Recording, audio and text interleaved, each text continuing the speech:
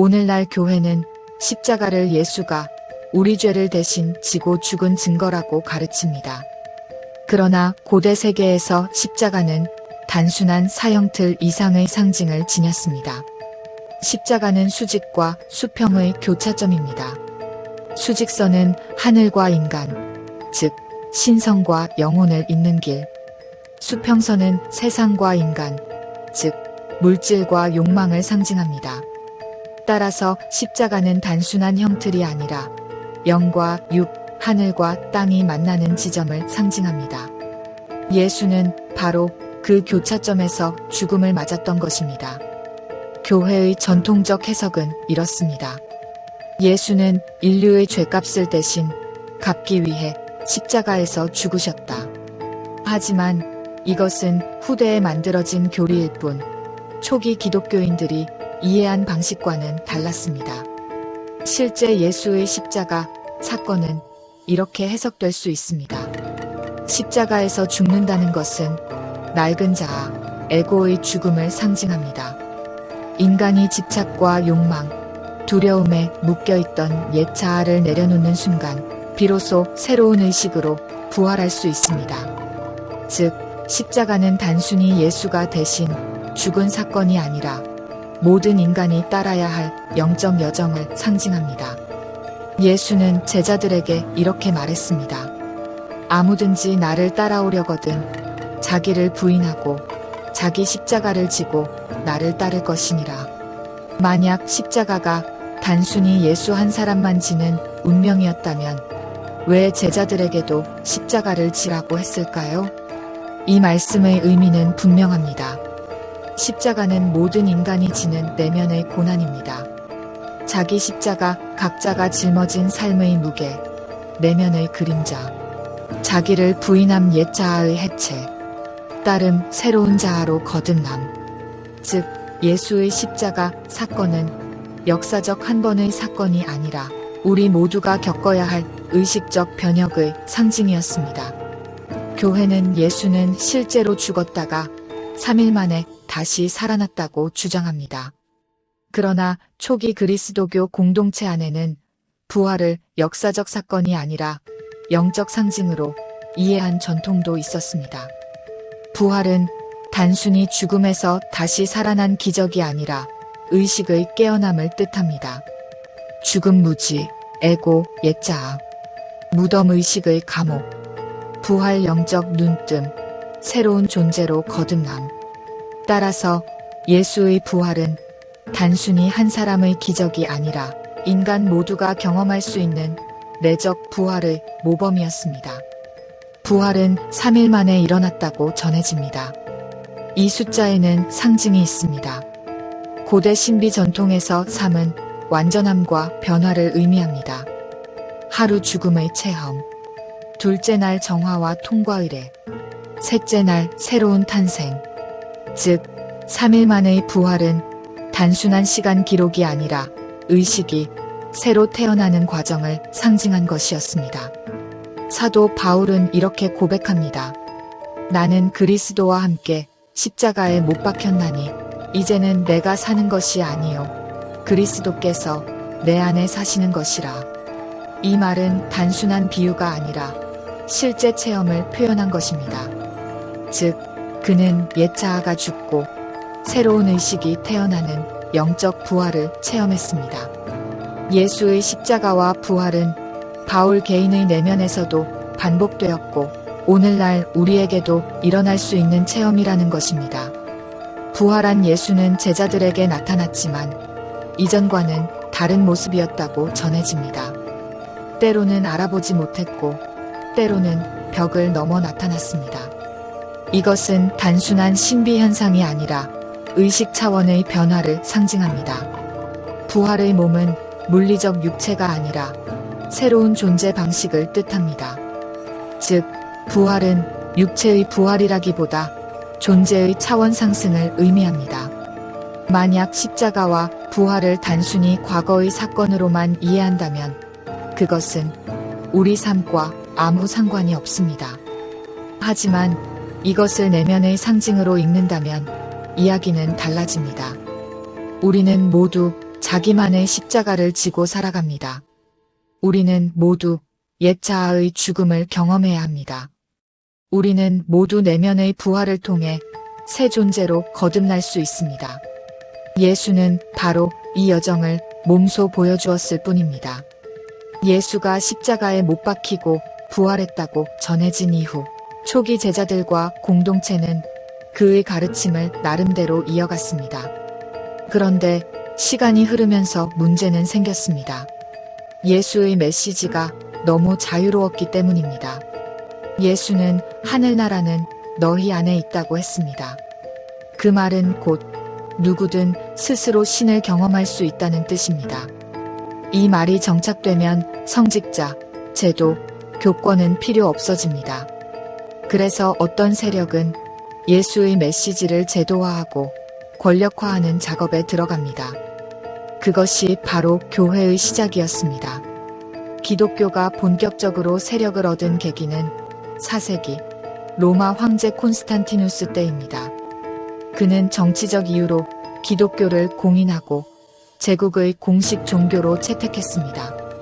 이때부터 예수의 메시지는 변질됩니다. 자유롭고 개인적이던 가르침이 제국이 통치하기 좋은 교리로 바뀌어버린 것입니다. 예. 원수를 사랑하라, 제국에 순종하라. 하늘나라는 너희 안에 있다. 교회를 통해야만 구원받는다. 자유로운 영성 성직자의 권위 아래에서만 가능. 초기 기독교에는 수많은 복음서와 기록이 있었습니다. 도마복음, 마리아복음, 필립복음, 유다복음 수십 가지가 존재했습니다. 하지만 4세기 말 교회가 성경을 정리하면서 자신들의 교리에 맞지 않는 문서들을 모두 이단으로 규정하고 불태워버렸습니다. 그 결과 지금 우리가 보는 신약 성경은 교회가 선택한 27권만 남게 된 것입니다. 즉, 오늘날 우리가 알고 있는 예수의 모습은 진짜 예수가 아니라 교회가 편집한 예수입니다. 예수는 인간의 신성을 강조했습니다. 너희는 빛이다. 너희는 신의 자녀다. 하지만 교회는 다른 이야기를 만들었습니다. 인간은 태어날 때부터 죄인이다. 원죄를 지녔으므로 세례 없이는 지옥에 간다. 왜 이런 교리가 필요했을까요? 그 이유는 간단합니다. 사람들을 두려움 속에 묶어두기 위해서입니다. 만약 사람이 본래부터 신성하다면 교회의 통제는 필요 없습니다. 그러나 사람이 본래부터 죄인이라면 교회와 성직자가 구원의 열쇠를 쥐게 됩니다. 초기 복음서에서 지옥은 지금 우리가 아는 불타는 형벌의 장소가 아니었습니다. 히브리어 게헨나주의henna는 실제 쓰레기 소각장을 의미했습니다. 예수는 그것을 상징적으로 사용했을 뿐입니다. 하지만 교회는 지옥을 실제 장소로 강조했습니다. 교회를 떠나면 영원한 불지옥에 떨어진다. 이 공포교리는 사람들을 굴복시키는 강력한 무기가 되었습니다. 중세에 이르러 교회는 단순한 종교 조직이 아니라 정치 권력의 중심이 됩니다. 왕조를 세우고 무너뜨릴 권한, 세금을 거두는 권한, 군대를 움직이는 권한까지 가졌습니다. 이 과정에서 예수의 자유로운 가르침은 완전히 가려졌습니다. 영적 자유교황의 권위, 내적 체험 성직자의 중재, 사랑과 용서 십자군 전쟁. 예수가 칼을 쓰는 자는 칼로 망하리라 했지만 교회는 수많은 전쟁을 정당화했습니다. 예수는 제자들을 평등하게 대했습니다. 너희는 서로 형제다. 누구든 높아지고자 하는 자는 가장 낮아져야 한다. 하지만 교회는 위계 질서를 세웠습니다. 교황, 추기경, 주교, 신부, 평신도. 이 체계는 곧 권력 피라미드였습니다. 예수가 가르친 평등과는 정반대였습니다. 마리아 막달라는 예수의 중요한 제자였지만 교회는 그녀를 창녀로 왜곡했습니다. 그 이유는 간단합니다.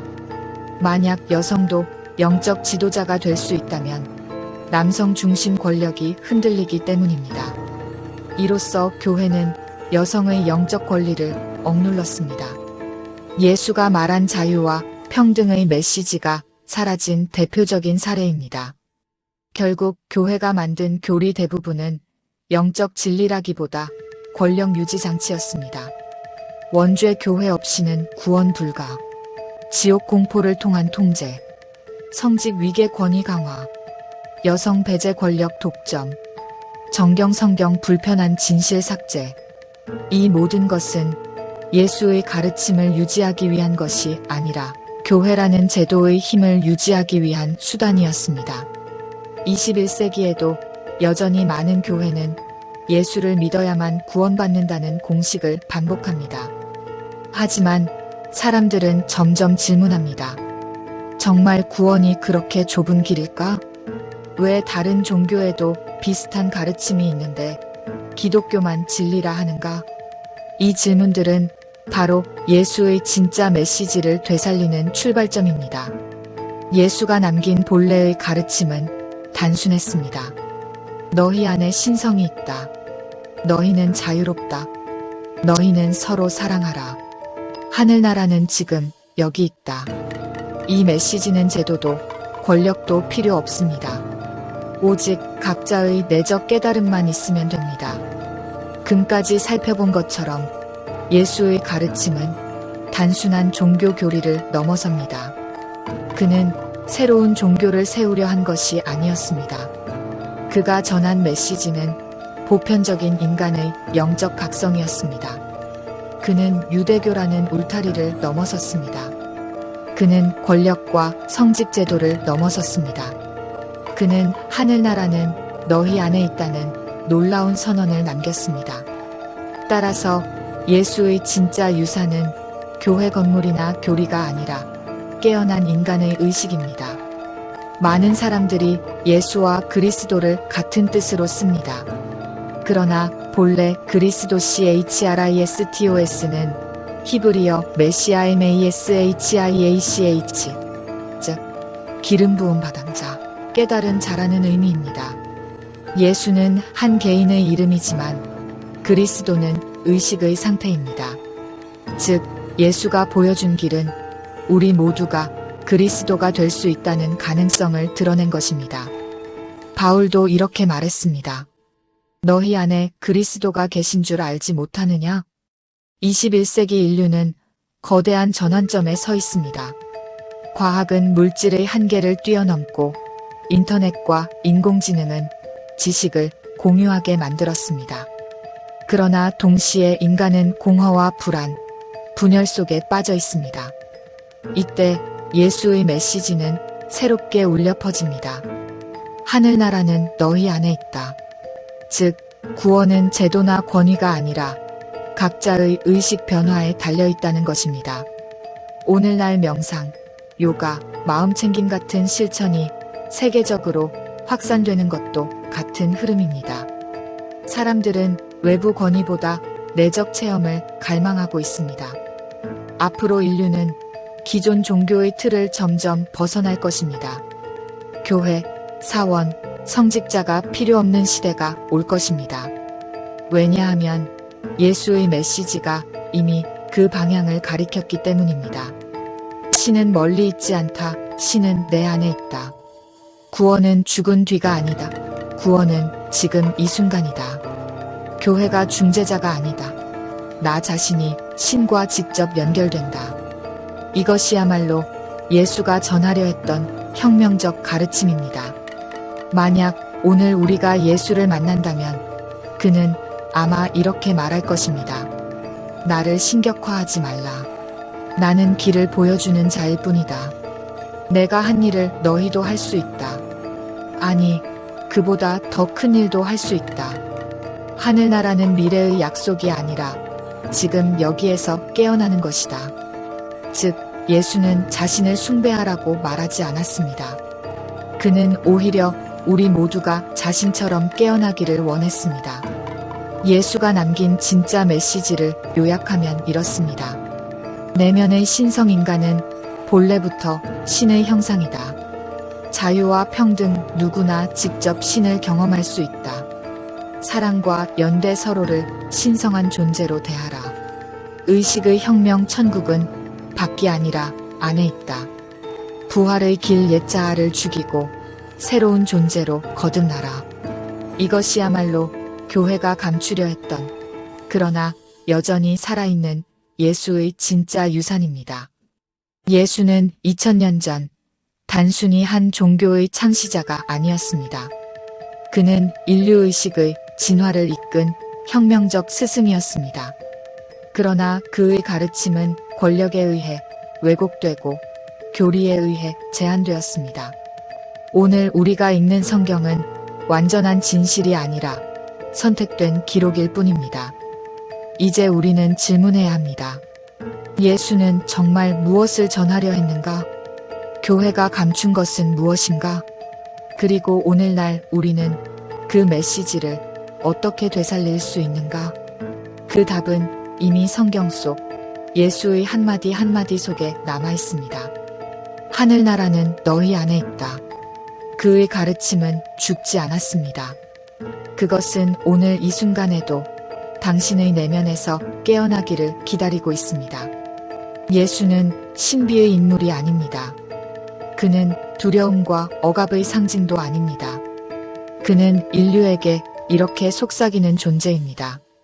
너희도 나와 같이 될 수 있다. 너희는 이미 신의 자녀다. 그러니 두려워하지 말고 깨어나라. 이것이 바로 우리가 오늘 드러낸 예수의 비밀, 그리고 인류가 다시 찾아야 할 진짜 유산입니다. 여러분은 지금까지 교회나 성경, 혹은 수많은 종교 지도자들을 통해 예수라는 이름을 들어왔을 것입니다.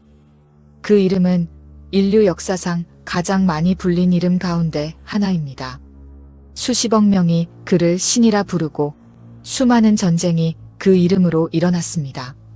하지만 동시에 수많은 사랑과 용서, 자유와 평등의 외침도 그 이름 안에서 태어났습니다. 그러나 질문해 봅시다. 정말 우리가 알고 있는 예수가 그 예수가 맞을까요? 성경 속에 기록된 모습 그대로의 예수가 실제 역사 속에서 존재했을까요? 혹은 우리가 배운 예수라는 인물은 누군가가 조작하고 편집한 결과물일까요? 오늘 저는 인류 역사상 거의 누구도 말하지 않았던 이야기를 하려 합니다. 전 세계 최초로 감추어진 예수의 비밀을 폭로하는 시간입니다. 교회에서 가르치는 예수는 보통 이런 모습입니다. 하나님의 아들이며 동정녀 마리아에게서 태어났고 수많은 기적을 행하며 사람들의 죄를 대신 지고 십자가에서 죽었으며 사흘 만에 부활하여 하늘로 올라간 존재. 이것이 신앙적으로 가르쳐지는 예수의 모습입니다. 그러나 역사학자들이, 고고학자들이, 그리고 성서학자들이 들여다본 예수는 조금 다릅니다. 실제 역사 속에서 예수는 갈릴리 지역의 유대인 선지자 혹은 사회운동가였습니다. 그는 로마 제국의 압제와 유대 종교 권력의 부패에 맞서 사람들을 일깨우려 했던 인물이었습니다. 그러나 그의 삶과 가르침은 곧 위협이 되었고 결국 십자가형이라는 가장 잔혹한 방식으로 처형되었습니다. 그렇다면 오늘날 전 세계가 숭배하는 하나님의 아들 예수라는 이미지가 어떻게 만들어진 것일까요? 여기에 감춰진 거대한 비밀이 있습니다. 예수가 죽고 난 뒤 그의 제자들과 추종자들은 뿔뿔이 흩어졌습니다. 그러나 그 가운데 한 사람이 등장합니다. 바로 사도 바울입니다. 아이러니하게도 바울은 예수를 직접 만나본 적이 없는 인물이었습니다. 오히려 그는 초기 그리스도인들을 박해하던 사람이었죠. 하지만 어느 날 환상 속에서 예수를 만났다고 주장하며 그는 갑자기 열렬한 전도자가 됩니다. 바울은 예수를 단순한 선지자가 아닌 하나님의 아들, 즉 신적인 존재로 해석하기 시작했습니다. 그의 편지와 설교는 이후 교회의 기초가 되었고 수많은 사람들에게 전파되었습니다. 결국 예수는 바울의 신학 속에서 인간을 넘어선 신으로 신격화되기 시작한 것입니다. 오늘날 우리가 아는 신약 성경은 마태, 마가, 누가, 요한 복음서가 중심입니다. 그러나 실제로는 수십 권의 복음서가 존재했습니다. 도마복음, 마리아복음, 유다복음, 에비온파복음, 이런 책들은 예수에 대해 전혀 다른 시각을 담고 있었습니다. 예수는 단순히 신비한 존재가 아니라 인간의 내적 깨달음을 강조한 스승이었습니다. 그는 하늘나라가 너희 안에 있다고 말했지만 교회는 이 말을 불편해했습니다. 왜냐하면 만약 신앙이 개인의 내면과 직결된다면 교회의 권력은 필요 없어지기 때문입니다. 결국 수많은 복음서가 이단으로 규정되며 사라졌습니다. 교회는 자신들에게 유리한 이야기만 남겼습니다. 오늘 우리가 보는 성경은 사실 수많은 편집과 검열의 결과물입니다. 여기서 우리는 중요한 질문에 직면합니다. 우리가 믿는 예수와 실제로 존재했던 예수는 같은 인물일까? 역사적 연구는 말합니다. 예수는 분명 존재했지만 그가 신적인 존재였다는 증거는 없습니다. 오히려 그는 사회개혁가, 예언자, 그리고 영적 스승에 가까웠습니다. 그러나 종교가 필요로 했던 것은 단순한 인간 예수가 아니라 사람들을 통제할 수 있는 신격화된 예수였습니다. 성경을 읽어본 사람이라면 누구나 느끼는 의문이 있습니다. 예수의 탄생 이야기는 자세하게 나와 있습니다. 천사 가브리엘의 수태고지, 베들레헴에서의 탄생, 동방박사의 방문, 헤롯 왕의 학살 위협까지, 그리고 12살 때 예루살렘 성전에서 율법학자들과 토론하는 장면이 잠깐 등장합니다. 그런데 그 이후는 어떻게 되었을까요? 예수가 다시 무대에 등장하는 것은 30살이 되었을 때 세례 요한에게 세례를 받는 장면입니다. 즉, 성경은 예수의 12세부터 30세까지 무려 18년의 기록을 완전히 비워두고 있습니다. 이것을 흔히 잃어버린 세월 로스트 이즈이라고 부릅니다. 왜 이런 공백이 있을까요? 그냥 평범하게 살았기 때문일까요? 아니면 의도적으로 지워진 것일까요? 19세기 말 인도의 라다크 지역에서 독일 출신의 탐험가 니콜라스 노토비치가 놀라운 기록을 발견합니다. 그곳의 불교 사원에는 이사이서라는 인물에 관한 고대 문서가 있었는데 그가 바로 예수라는 주장이 제기된 것입니다. 그 문서에 따르면 어린 시절 예수는 인도로 건너가 불교와 힌두교의 가르침을 배웠다고 합니다.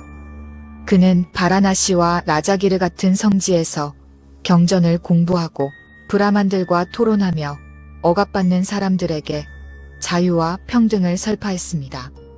이 전설은 지금도 인도의 일부 불교 사원에서 전해지고 있습니다. 물론 교회는 이를 인정하지 않습니다. 하지만 예수의 가르침을 들여다보면 불교와 놀라울 정도로 유사한 점들이 많습니다. 원수를 사랑하라 불교의 자비 사상과 흡사, 가난한 자는 복이 있다, 힌두교의 업과 해탈 사상과 연결, 하늘나라는 너희 안에 있다, 불교의 내면, 깨달음과 닮음. 예수는 실제로 인도에서 동방의 사상들을 배웠던 것일까요? 다른 전승에 따르면 예수는 이집트에서 청년 시절을 보냈다고도 합니다. 그곳에서 고대 지혜 종교와 신비주의를 접했다고 하지요. 또한 유대 땅에는 SNFISSENES라는 공동체가 있었습니다. 그들은 금욕적 생활을 하며 엄격한 율법과 영적 훈련을 실천했습니다. 사회문서가 발견되면서 SNF가 예수와 매우 가까운 사상적 연결을 가졌다는 것이 밝혀졌습니다. 예수의 광야에서의 시험, 세례의식, 빛과 어둠의 싸움 같은 주제는 SNF의 교리와 깊이 맞닿아 있습니다. 즉, 예수는 단순히 혼자 영감을 받은 것이 아니라 이미 존재하던 신비적 전통과 공동체에서 배운 것입니다. 만약 예수가 인도에서 불교를 배우고 이집트에서 신비주의를 익혔다는 사실이 알려진다면 어떤 일이 벌어질까요? 그는 더 이상 유일무이한 하나님의 아들이 아니라 여러 사상들을 배우고 융합한 영적 스승이 되어버립니다. 교회 권력은 이것을 두려워했습니다. 그들은 예수만이 진리라고 주장해야만 자신들의 권위를 유지할 수 있었습니다. 따라서 예수의 18년간의 기록은 삭제되고 오직 신의 아들로서의 탄생과 십자가와 부활만이 강조되었습니다. 오늘날 우리는 성경 외에도 수많은 자료를 통해 예수를 만날 수 있습니다. 고대의 불교 기록, 에세네파의 문서, 그리고 사라진 복음서들이 그것입니다. 이 모든 조각들을 맞추면 예수는 단순히 한 종교의 창시자가 아니라 인류 보편의 지혜를 통합한 위대한 스승이었다는 사실이 드러납니다. 그렇다면 우리는 물어야 합니다. 교회가 지운 그 공백 속에서 예수는 어떤 깨달음을 얻었을까요? 그리고 왜 그의 가르침은 그렇게도 보편적이며 지금까지도 인류를 울리는 힘을 갖고 있는 것일까요? 잃어버린 세월의 비밀은 단순한 역사적 호기심이 아닙니다. 그것은 우리에게 이렇게 묻습니다. 당신은 종교가 가르쳐주는 틀 안의 신만 믿고 있는가? 아니면 스스로 진리를 찾아 나서고 있는가? 예수는 아마도 이렇게 말했을 것입니다. 진리는 멀리 있지 않다. 너희 안에 있다. 눈을 뜨라. 성경을 보면 예수는 자주 이렇게 말합니다. 귀 있는 자는 들으라. 왜일까요? 그는 일부러 비유와 상징으로만 가르쳤습니다. 제자들이 왜 직접적으로 말씀하지 않고 비유로만 말씀하십니까? 라고 묻자 예수는 대답했습니다. 천국의 비밀은 너희에게는 허락되었으나 그들에게는 아니 되었기 때문이다. 즉, 예수의 가르침은 겉으로는 평범해 보이지만 속에는 깊은 비밀이 숨겨져 있었다는 것입니다. 겉만 보는 자는 그냥 좋은 이야기라고 생각했지만 깨달은 자는 그 안에서 영적 진리를 발견했습니다. 예수의 가장 유명한 가르침 중 하나가 씨 뿌리는 자의 비유입니다. 길가에 떨어진 씨는 새들이 먹어버리고 돌밭에 떨어진 씨는 뿌리가 깊지 않아 말라버리며 가시덤불에 떨어진 씨는 엉켜 자라지 못합니다. 그러나 좋은 땅에 떨어진 씨는 30배, 60배, 100배의 결실을 맺습니다. 교회는 이 비유를 보통 이렇게 풀이합니다. 말씀을 듣고 행하는 자는 복을 받고 그렇지 않은 자는 멸망한다. 하지만 이 비유의 숨은 의미는 다릅니다. 씨앗은 영적 깨달음이고 땅은 사람의 마음 상태입니다. 길가 마음을 닫은 자, 돌밭 얕은 지혜만 가진 자, 가시덤불 욕망과 집착에 얽힌 자, 좋은 땅 내면이 정화된 자. 즉, 이 비유는 단순히 말씀을 잘 들어라는 교훈이 아니라 마음을 어떻게 준비해야 영적 진리를 깨달을 수 있는가를 설명하는 깊은 가르침이었습니다. 예수는 또 이렇게 말했습니다. 천국은 마치 겨자씨와 같으니 가장 작은 씨앗이지만 자라면 큰 나무가 된다. 겉으로는 단순한 말처럼 보입니다. 하지만 여기에는 의식의 확장이라는 비밀이 숨겨져 있습니다. 겨자씨는 미약하고 보잘것없는 존재입니다. 그러나 그것이 땅에 심기면 거대한 나무로 성장합니다. 예수는 말합니다. 너희 안에 있는 가장 작은 가능성, 가장 작은 믿음, 가장 작은 깨달음이라도 그것을 키우면 하늘나라로 자라난다. 즉, 천국은 죽어서 가는 장소가 아니라 의식이 성장할 때 경험하는 내면의 상태라는 것입니다. 우리가 잘 아는 탕자의 비유, 즉 잃어버린 아들의 이야기도 사실은 단순한 윤리 교훈이 아닙니다. 둘째 아들은 아버지를 떠나 세상에서 방탕하게 살다가 모든 것을 잃고 돌아옵니다. 아버지는 그를 다시 받아들이며 잔치를 벌입니다. 교회는 이를 보통 하나님은 회개하는 자를 용서하신다는 식으로 풀이합니다. 하지만 깊이 들어가면 이 이야기는 인간의 영혼 여정을 설명합니다. 아버지의 집 본래의 신성, 참된 자아, 떠난 물질과 욕망 속으로 빠진 인간의 상태, 방황 세속에서의 고통, 돌아옴 영적 회복, 내면의 귀향. 즉, 탕자의 비유는 죄 지으면 회개하라는 단순한 교훈이 아니라 인간의 존재 전체가 결국 신성으로 돌아가는 과정을 상징하는 이야기입니다. 예수는 자주 이렇게 말했습니다. 하늘나라는 여기 있다, 저기 있다 하지 못하리니 너희 안에 있느니라. 교회는 이 구절을 거의 다루지 않습니다. 왜냐하면 이것은 교회의 권위를 흔드는 위험한 말이기 때문입니다. 만약 하늘나라가 내 안에 있다면 굳이 성직자나 제도, 종교가 필요하지 않습니다. 사람은 스스로 깨닫고 스스로 하늘나라를 경험할 수 있습니다. 예수가 전하고자 한 진짜 메시지는 바로 이것이었습니다. 천국은 장소가 아니라 의식이다. 천국은 미래가 아니라 지금 이 순간이다. 천국은 외부에 있는 것이 아니라 바로 너희 안에 있다. 예수는 수많은 기적을 행했다고 전해집니다. 물 위를 걸었다. 물을 포도주로 바꿨다. 병자를 고쳤다. 죽은 자를 살렸다.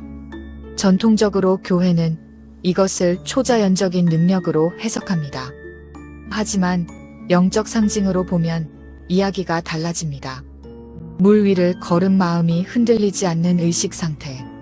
물 포도주 평범한 삶이 영적 기쁨으로 변화하는 내적 체험.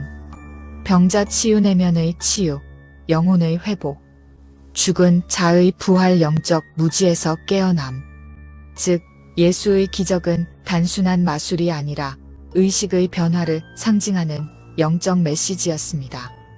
만약 사람들이 예수의 가르침을 내면의 깨달음으로 이해한다면 교회의 역할은 무엇이 될까요? 성직자도, 성당도, 제도적 권력도 필요 없어집니다. 사람들은 스스로 신과 연결될 수 있기 때문입니다. 그러므로 교회는 예수의 비유를 단순한 도덕 교훈이나 예수를 믿어야만 구원받는다는 식으로 축소시켰습니다. 하지만 실제 예수의 메시지는 훨씬 더 자유롭고 더 보편적이었고 더 인간을 해방시키는 것이었습니다. 우리가 예수의 비유와 상징을 진짜 의미로 이해한다면 종교는 더 이상 의무가 아니라 내적 체험이 됩니다. 예배당은 건물이 아니라 마음의 성전이 됩니다. 구원은 죽은 뒤의 보상이 아니라 지금 이 순간의 의식 변혁이 됩니다. 예수는 아마 이렇게 말했을 것입니다. 하늘나라는 기다리는 자의 것이 아니라 깨닫는 자의 것이다. 너희 안의 씨앗을 키워라. 그러면 너희가 곧 하늘나라가 된다. 오늘날 우리가 보는 신약 성경은 27권으로 이루어져 있습니다. 하지만 처음부터 이렇게 정해져 있던 것은 아니었습니다. 예수가 죽고 수십 년 동안 수많은 글이 쓰였습니다. 제자들이 전한 이야기, 제자들의 제자들이 전한 이야기, 각 공동체가 예수를 어떻게 이해했는지 기록한 이야기. 즉, 초기에는 수십 권의 복음서와 서간, 계시록이 존재했습니다.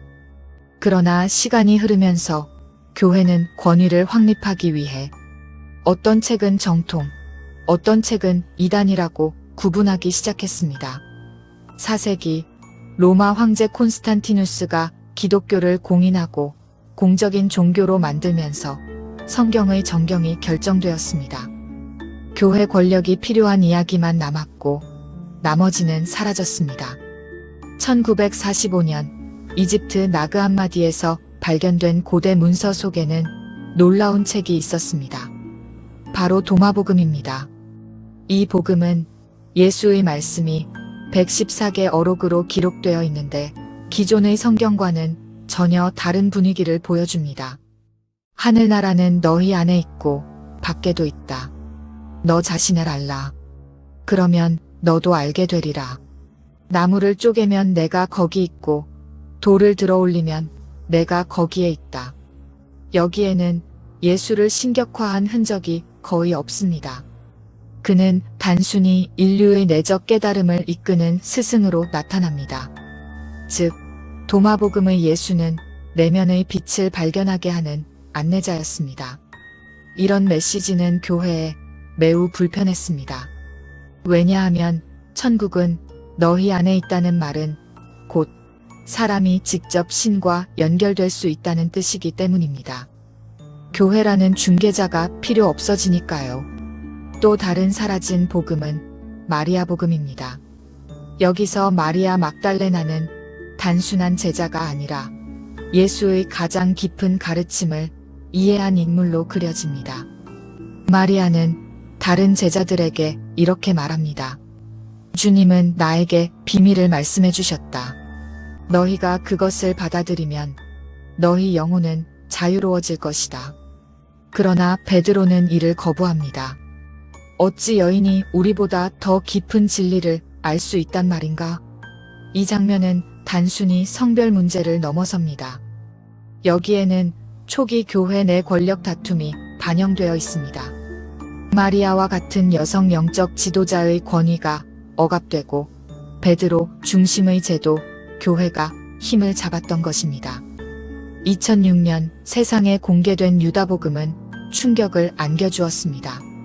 기존 성경에서 유다는 예수를 은 30냥에 팔아넘긴 배신자로 등장합니다. 그러나 유다복음에서 유다는 전혀 다른 인물입니다. 예수는 유다에게만 비밀을 알려주며 이렇게 말합니다. 너는 그들을 초월할 것이다. 너는 인류를 위해 이 일을 해야 한다. 즉, 유다는 배신자가 아니라 오히려 예수의 부탁을 수행한 자, 계획된 역할을 맡은 자로 나타납니다. 이 해석이 사실이라면 예수의 십자가 사건은 단순한 배신과 죽음이 아니라 철저히 준비된 영적 드라마였던 것입니다. 도마복음, 마리아복음, 유다복음 이런 책들이 만약 교회에 의해 정경에 포함되었다면 오늘날 기독교는 완전히 다른 모습이었을 것입니다. 아마 더 개인적이고 더 자유롭고 더 평등한 영성이 되었을 것입니다. 그러나 교회는 권위를 세워야 했습니다. 구원은 오직 교회를 통해서만 가능하다. 천국은 믿음을 통해서만 간다. 성직자가 없는 신앙은 위험하다. 이런 주장을 유지하기 위해 교회는 불편한 복음서들을 철저히 배제했습니다. 전통적으로 기독교는 이렇게 가르칩니다. 예수는 인류의 죄를 대신 짊어지고 십자가에서 죽었다. 그분의 희생 덕분에 우리가 구원받는다. 이것은 대속교리라 불립니다. 하지만 이 교리에는 몇 가지 심각한 문제가 있습니다. 왜 다른 사람이 대신 죽어야 내 죄가 사라지는가? 만약 하나님이 전능하다면 그냥 용서하면 되지 왜 아들을 죽였는가? 정의로운 하나님이 왜 무고한 자의 죽음을 구원의 조건으로 삼았는가? 이런 의문은 수많은 신학자들에게도 큰 고민거리였습니다. 역사적으로 볼 때 예수는 로마 제국과 유대 종교 권력 모두에게 위협적인 인물이었습니다.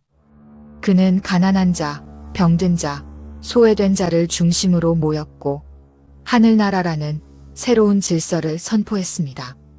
이는 곧 기존 권력의 붕괴를 의미했습니다. 따라서 예수의 처형은 단순히 종교적 사건이 아니라 정치적 처형이었습니다. 십자가형은 당시 로마에서 가장 잔인한 정치범 처형 방식이었습니다. 즉, 예수는 인류의 죄 때문에 죽은 것이 아니라 체제에 저항했기 때문에 처형당한 것입니다. 그렇다면 예수는 왜 자신의 죽음을 알면서도 피하지 않았을까요? 여기서 우리는 십자가의 영적 상징성을 발견할 수 있습니다. 십자가는 두 개의 선이 교차하는 구조입니다. 수직선 하늘과 땅, 신과 인간, 수평선 인간과 인간, 세상과 세상. 즉, 십자가는 영적 차원과 세속적 차원의 만남을 상징합니다. 예수는 자신의 죽음을 통해 인간과 신성의 합의를 드러내려 했던 것입니다. 그의 죽음은 단순한 희생이 아니라 의식의 변화를 보여주는 상징적 사건이었습니다.